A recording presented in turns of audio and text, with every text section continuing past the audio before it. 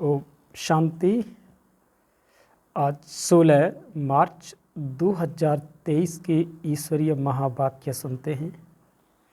आज बाबा कहते हैं, मीठे बच्चे, बाबा आया है तुम बच्चों की महफिल में। अभी तुम ज्ञान अमृत की महफिल मना रहे हो। तुम्हारी मुसाफिरी अब पूरी हुई, वापस घर जाना है। आज का प्रश्न है, अनेक प्रकार के तूफानों में याद को सहज बनाने की विधि क्या है?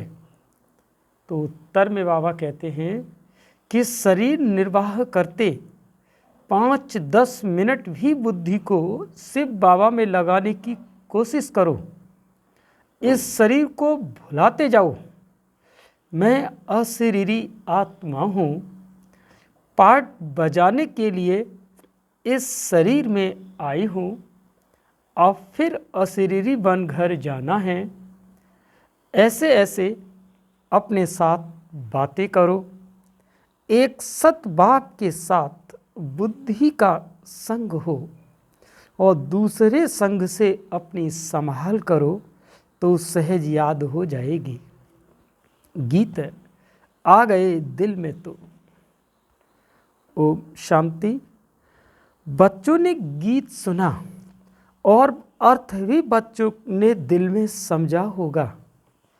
फिर भी बाप समझाते हैं क्योंकि अभी बाप इस महफिल में आए हुए हैं। महफिल तुम्हारी भी है, सारी दुनिया की भी है। भगवान कहते हैं, मैं आता हूँ भक्तों की महफिल में तो सब भगत ठहरे। उनमें भी फिर खास उन भक्तों की महफिल में आता हूँ जो भक्त मुझ परमपिता परमात्मा से वर्षा लेने आए हुए हैं। जिन आत्माओं की बुद्धि में अब परमपिता परमात्मा की याद है, उन्हों की महफिल में हाजिर हूँ। महफिल में कुछ खिलाया पिलाया जाता है। बाप कहते, तुम बच्चों को ज्ञान अमृत की महफिल करा रहा हूँ। जो आकर बाप के बने हैं वो समझते हैं कि बाबा आया हुआ है हमारी इस महफिल में। फिर नंबरवार सबको वापस ले जाएंगे। खास तुम बच्चों की महफिल है, आम सबकी है। बाप जहाँ बाप होगा वहाँ हम बच्चे भी होंगे। बाप कहते, हम भी अशरीरी हैं। तुम भी जब अशरीरी थे तो मेरे पास थे। याद दिलाते हैं कि 5000 वर्ष हुए। लॉन्ग लॉन्ग एगो कहते हैं ना, 5000 वर्ष से बड़ी मुसाफिरी होती नहीं। भारतवासी बच्चे ये भूले हुए हैं कि शिव शंकर शिव भगवान कब आए थे। उनकी जयंती मनाते रहते हैं। कहते हैं आए थे जरूर लॉन्ग लॉन्ग एगो, परंतु कब आए थे यह कोई को पता नहीं है। कोई कहेंगे लाखों वर्ष हुए, कोई क्या कहेंगे एक्यूरेट तो कोई को पता नहीं है। यह तो बाप ही बता सकते हैं। कहते हैं बच्चे, 5000 वर्ष पहले भी हम तुम बच्चों के पास इस महफिल में आया था। दुनिया में शिव जयंती तो मनाते हैं। उसी दिन उनसे जाकर पूछो कि बताओ इनको कितने वर्ष हुए। गांधी की जयंती मनाएंगे तो झट बता देंगे कि इतने वर्ष हुए। शिव का कोई पता नहीं सकते। परंतु तुम बच्चे जानते हो शिव को तो बहुत समय हुआ जबकि आया था। वह तो कुछ भी जानते नहीं। कहते हैं जन्म मरण रहित है, नाम रूप से न्यारा है। अरे नाम रूप से न्यारा है तो फिर जयंती किसकी मनाते हो? तो नाम रूप से न्यारा हो नहीं सकता। जरूर भारत में ही आया था, तब तो जयंती मनाते हो ना। फिर नाम रूप से न्यारा कैसे कहते हो? याद करते हो परंतु वह कब आया था। जरूर भक्ति का समय पूरा होगा, तब भगवान को घर बैठे आना पड़े। भगवान किस रूप में आते हैं ये कोई भी नहीं जानते। बड़ा चतुराई से कोई पूछना है, फिर समझाना है कि भगवान तो है निराकार, तुम उनकी पूजा करते हो, कहते हो हे परमात्मा, हे भगवान। उनको कोई देवता नहीं कहेंगे। देवताएं हैं ब्रह्मा, विष्णु, शंकर, तो इन चित्रों पर भी समझाना पड़े। तुम शिव के मंदिर में जाएंगे तो उनसे पूछेंगे कि ये कब आए थे, कैसे आए थे। ये निराकारी दुनिया से तो सब आते हैं। परम पिता परमात्मा को पतित पावन कहते हैं तो क्या किया। पतित पावन, पतितों को पावन कैसे बनाया। जरूर साकार में आकर मुख से समझाया होगा, कोई शिक्षा दी होगी। ऐसे ही तो कोई कह न सके। जरूर मनुष्य तन में ही आएंगे। भगवान आते हैं नई रचना रचने, तो जरूर कोई के तन में आया होगा। गाया हुआ है ब्रह्मा मुख से मनुष्य सृष्टि रची गई। सृष्टि ब्राह्मण सृष्टि नाम नहीं लिखा हुआ है। ब्रह्मा मुख कमल से रचे जाते हैं, मनुष्य रचे जाते हैं, तो जरूर ब्रह्मा के बच्चे ब्राह्मण ही होंगे।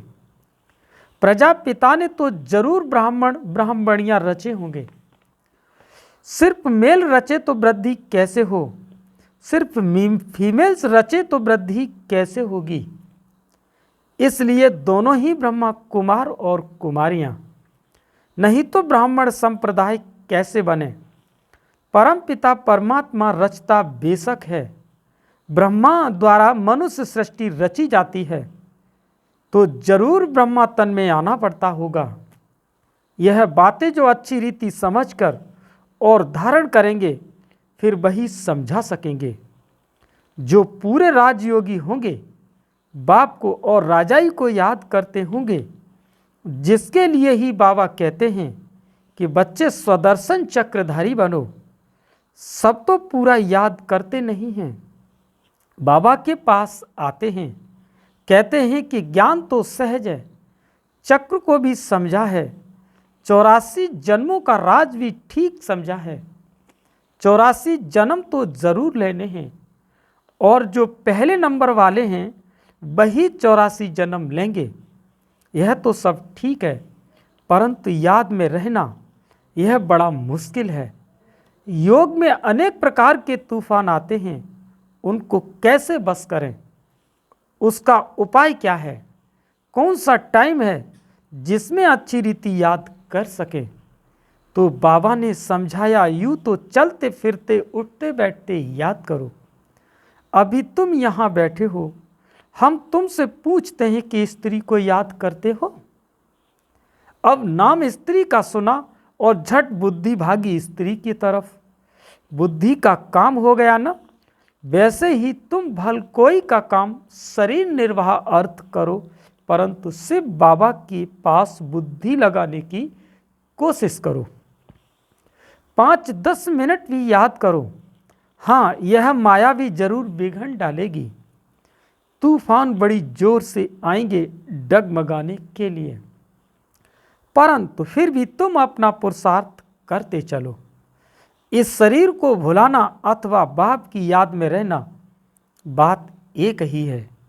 अपने को आत्मा अशरीरी समझना पड़े। मैं असल अशरीरी था, पाठ बजाने के लिए यह शरीर लिया है, फिर अशरीरी बन घर जाता हूँ।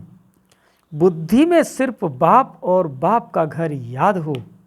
बाप का घर वही है जहाँ अब जाना है।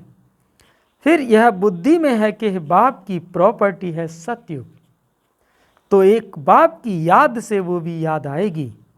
भक्ति मार्ग अथवा ज्ञान मार्ग में बुद्धि तो और तरफ जाती है। कन्या की सगाई हो जाती है तो फिर 1-2 की याद रहती है। भक्ति में कोई बैठेंगे तो माया विघन डालती है। बुद्धि धंधे तरफ चली जाएगी माया की दुश्मनी है ना। भक्त देवताओं को याद करेंगे तो भी बुद्धि की तरफ भाग जाएगी। माया बुद्धि को ठिकाने लगने नहीं देती। ऑफिस में जाते हो तो फिर उसी कार्य में बुद्धि रहती है। इम्तहान पास किया है तब यह काम करना होता है, उसमें बुद्धि लग जाती है। अव्यक्त चीज में बुद्धि लगने से माया हैरान करती है। भक्तों को भी बड़ी मुश्किल से साक्षात्कार होता है। जब बहुत तीव्र भक्ति करते हैं तब बाप खुश होते हैं। अभी तो भक्ति की बात ही नहीं है, अभी तो है नॉलेज। वास्तव में भक्ति भी करनी चाहिए एक की। अव्यभिचारी भक्ति हो तो साक्षात्कार भी हो। आजकल तो व्यभिचारी बन गई है, सबको याद करते रहते हैं तो बाबा साक्षात्कार भी नहीं कराते हैं। एक में पूरा निश्चय हो तो बाबा साक्षात्कार भी कराए। तो बाप समझाते हैं कि मुझ एक को याद करो, मुख से कुछ भी कहना नहीं है। तुम स्त्री को याद करते हो तो कुछ मुख से कहना पड़ता है क्या? ख्याल आया और बुद्धि भाग जाती है। यह बेहद का बाप तो सदा सुख देने वाला है।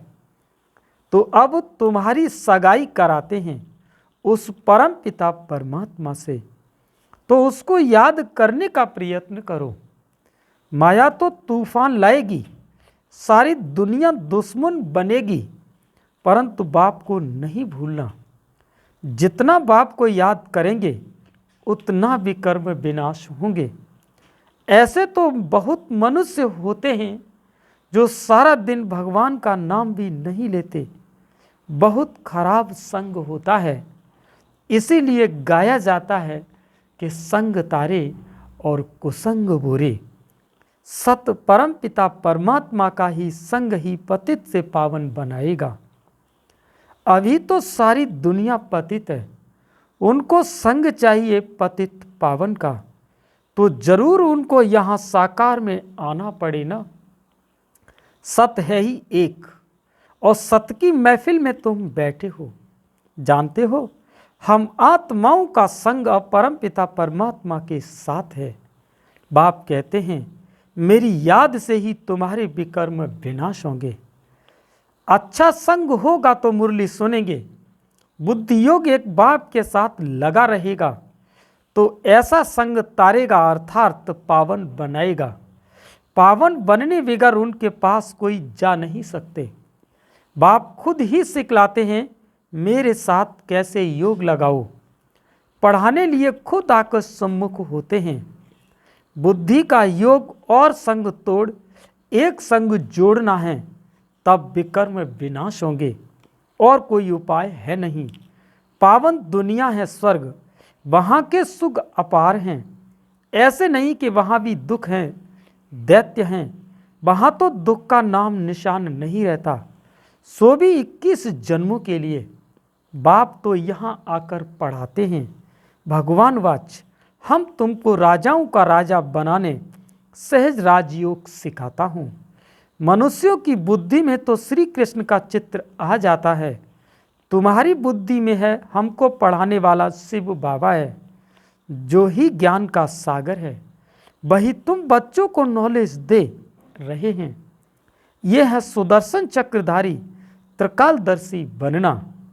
त्रिकालदर्शी माना तीनों कालों को जानना, सृष्टि के आदि मध्य अंत को और तीनों लोकों को जानना। मूल वतन, सूक्ष्म वतन, स्थूल वतन को भी तुम जानते हो। तुम्हारे में भी नंबरवार पुरुषार्थ अनुसार जानते हैं। बाकी इसमें तकलीफ कोई नहीं है। शरीर निर्वाह भी करना है। ऐसे नहीं कहा जाता कि कन्या को भी शरीर निर्वाह अर्थ माथा मारना है। कन्या को पति के पास रहना है, शरीर निर्वाह पति को करना है। कन्या को भी अपने पैरों पर खड़ा रहना है। एक कहानी है ना, एक कन्या ने बाप को कहा मैं अपना नसीब खाती हूँ।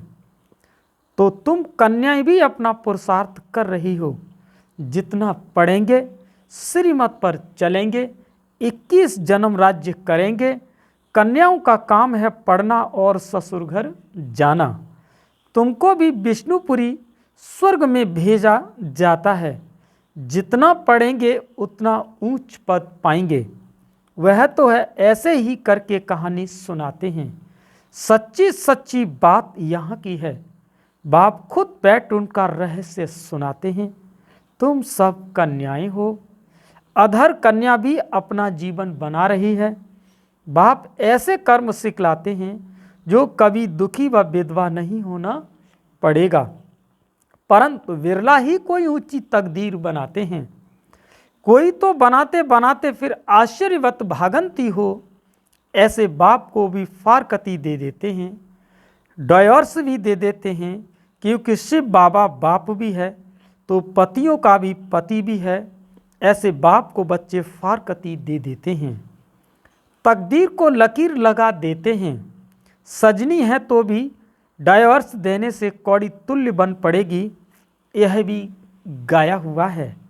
आश्चर्यवत डायवर्स देवंती फारकती देवंती। जिस बाप से 21 जन्म राज्य भाग्य मिलता है उनको भी फारकती दे देते हैं। कोई तो आकर बाप का बनेंगे, कोई फिर महामूर्ख भी बनेंगे जो फारकती भी देंगे, डायवर्स भी देंगे। चलन से मालूम पड़ जाता है। बेकार में जाते रहते, फिर छिप छिप कर बैठ जाते, फिर लिख भेजते कि बाबा भूल हो गई, क्षमा करो।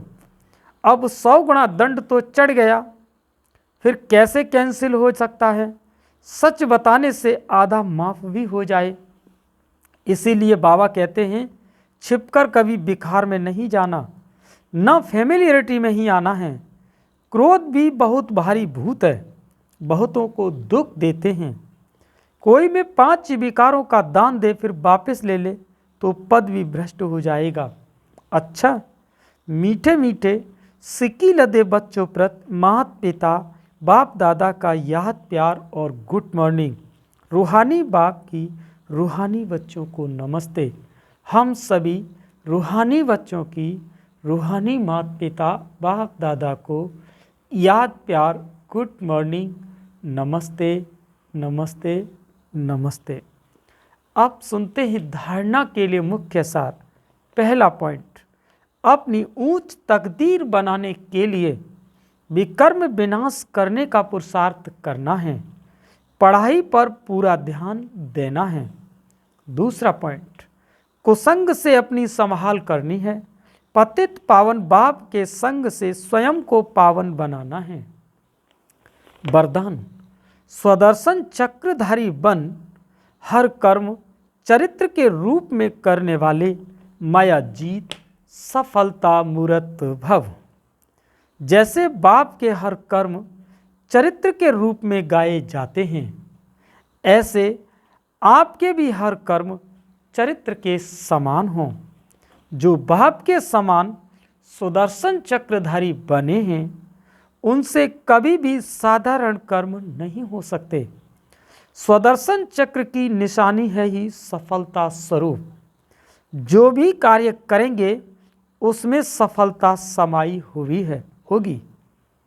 स्वदर्शन चक्रधारी माया जीत होने के कारण सफलता मूर्त होंगे, और जो सफलता मूर्त हैं वो हर कदम में पद्मा पदम पति हैं।